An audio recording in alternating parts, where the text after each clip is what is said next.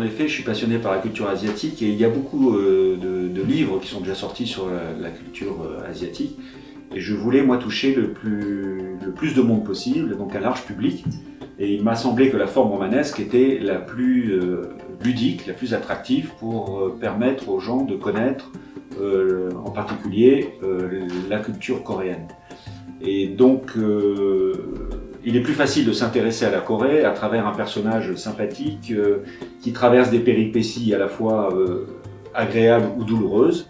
Et en même temps, à travers tout ce personnage, je faisais référence à toutes les clés culturelles concernant la Corée du Sud, que ce soit la philosophie, la spiritualité, l'éducation, la façon de penser des Coréens en général.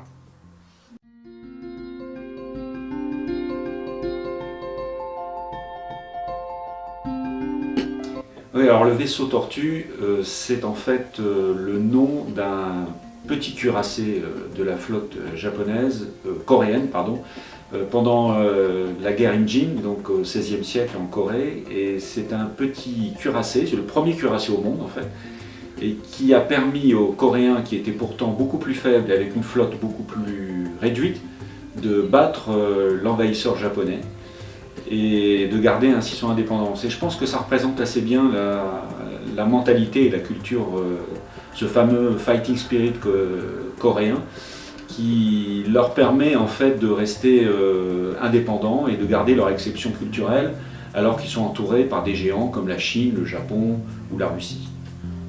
Et donc ce livre qui parle du peuple coréen parle aussi en fait d'une histoire de résilience, une histoire de quelqu'un qui va chuter, qui va se relever, et je pense que le vaisseau tortue est un bon symbole de résilience.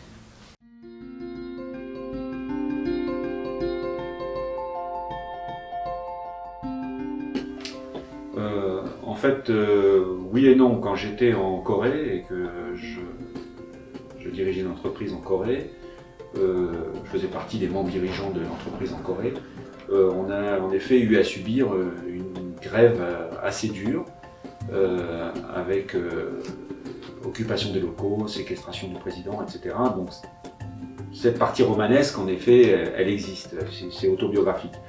Pour tout le reste, toutes les aventures de Léo, c'est le fruit de mon imagination.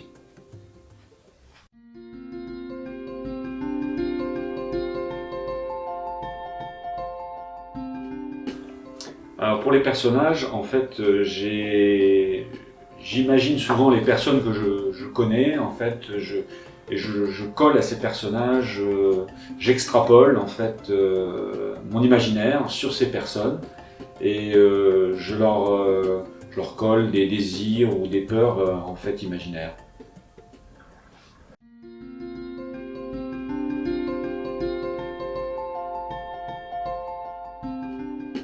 Oui, totalement. Tintin, Black et Mortimer, Strange, Enki Bilal, Philippe Drouillet, sont des univers qui m'ont complètement influencé et dans lesquels je me plongeais quand j'étais adolescent. Donc en effet, dans mon style d'écriture, évidemment, on retrouve un peu cet esprit BD. Je dirais même un peu plus, certains de mes lecteurs disaient que j'avais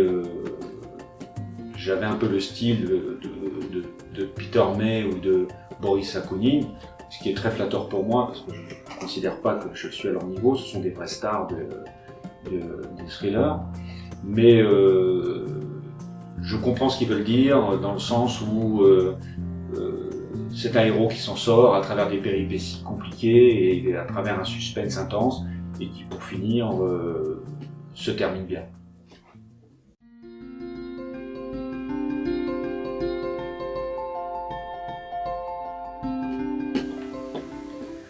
Oui, il y a du James Bond.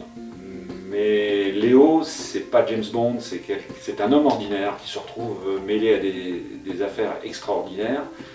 C'est quelqu'un qui est plutôt faible, pas vraiment entraîné pour subir toutes les épreuves auxquelles il va devoir faire face.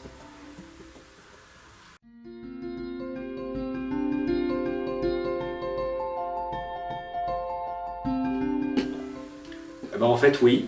Je suis content que vous me posiez la question. Je suis en train d'écrire un roman qui va en surprendre plus d'un, puisque c'est l'histoire d'un homme très riche qui tout lui réussit, qui a Paris à ses pieds, et qui du jour au lendemain, pour des raisons assez exceptionnelles, va se retrouver concierge d'un immeuble. Alors on peut imaginer toutes les situations qui vont assez inédites qui vont avoir lieu. Il va être confronté à des locataires qui sont capricieux ou à des locataires qui sont dans des situations difficiles ou d'autres qui sont plutôt haut en couleur, et il va avoir à gérer toutes ces personnes et ça va l'ouvrir sur un nouveau monde, un monde qu'il ne connaît pas, et ça va le changer complètement, le façonner, et ça va lui permettre de rencontrer, bien sûr, on peut imaginer, le grand amour.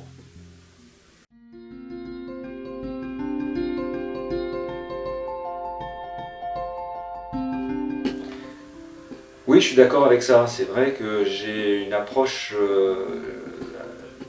cinématographique, je dirais, assez scénique en effet, des histoires que je raconte dans mes romans, puisqu'en fait, je, je plante d'abord le décor, je vois ensuite, je zoome avant, j'utilise les plans américains, les plans latéraux, vraiment je vois les images comme si j'étais derrière une caméra quand je raconte, quand je mets en place une scène de mon livre.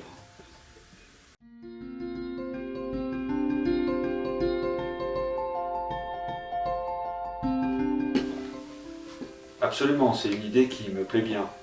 Dans cette optique d'ailleurs, j'ai intégré tous les ingrédients de personnages, de suspense qui puissent se transposer facilement au cinéma.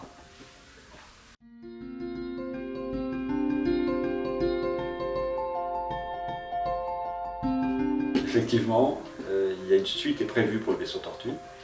Les aventures de Léo sont loin d'être terminées. Ce que je peux vous dire aujourd'hui, c'est que probablement l'histoire se déroulera au Vietnam. Pour ceux qui veulent en savoir plus, je vous invite à me suivre sur les réseaux sociaux ou à vous inscrire sur la newsletter de mon site.